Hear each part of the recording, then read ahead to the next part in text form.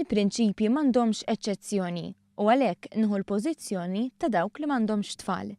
Kliem il-Prim Ministru Joseph Muscat f'intervent telefoniku fuq radio meta tkellem dwar ir-reazzjonijiet differenti li qed jitqajmu b'rabta mal-emendi fil-liġi tal-IVF maħsuba biex jagħtu opportunità lil aktar nisa biex isiru ommijiet. Il-mexxejn Laburista innota li hemm nies ġenwini fuq iż-żewġ naħat tal-argument bħal George Vella u Deborah Xkembri fost l-oħrajn, iżda fl-aħħar mill-aħħar sejħu l-pożizzjoni ta' nies li ma jistgħux isiru ġenituri. Huwa suġġett emozjonali immens.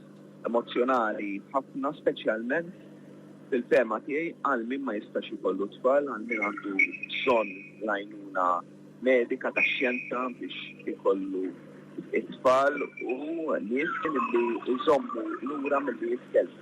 Fil-waqt li fakkar kif waħda minn kull 6 familji f'pajjiżna għandha problemi ta' infertilità, il-Prim Ministru innota li din il-liġi tippromovi il-ħajja. Ħanipprova nagħmel dak kollu li nista' biex min ma jistax ikollu tfal. U hemm teknoloġiji xjentifiċi li jistgħu jgħinu lil dawn il-persuni li jsiru ġenituri jien ħankun hemmhekk bla riservi ta' xejn biex ngħin lil dawn il-familji.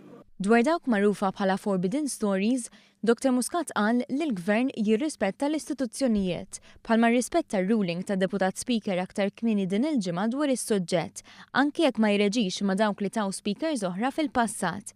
Però fid-dawl ta' dan u sejr oħra fil-konfront tiegħu fuq il-medja soċjali, il-mexxejn Laburista appella għat-tranquillità. L-aqwa risposta fl-ewwel ta' Mejju li ġej meta nerġgħu nġabru bħala poplu wieħed magħqu bil-belt balletta sabiex inwasslu l-messaġġ tagħna. Il-Prim Ministru tkellem dwar il-Konferenza Ġenerali tal-Partit Laburista li bit-tema Malta ta' Għada se ssir fi sfond ta' żewġ aħbarijiet importanti.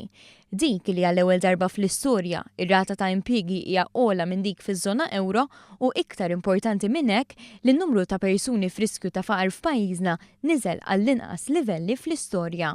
Mhux biss qegħdin noħolqu l-ġid, imma il-ġid qed jitqassam qudiemija għalhekk il-Malta Għada li toħloq il-ġid, tipprepara l-futur u tqassam dak il-ġid ġustizzja soċjali.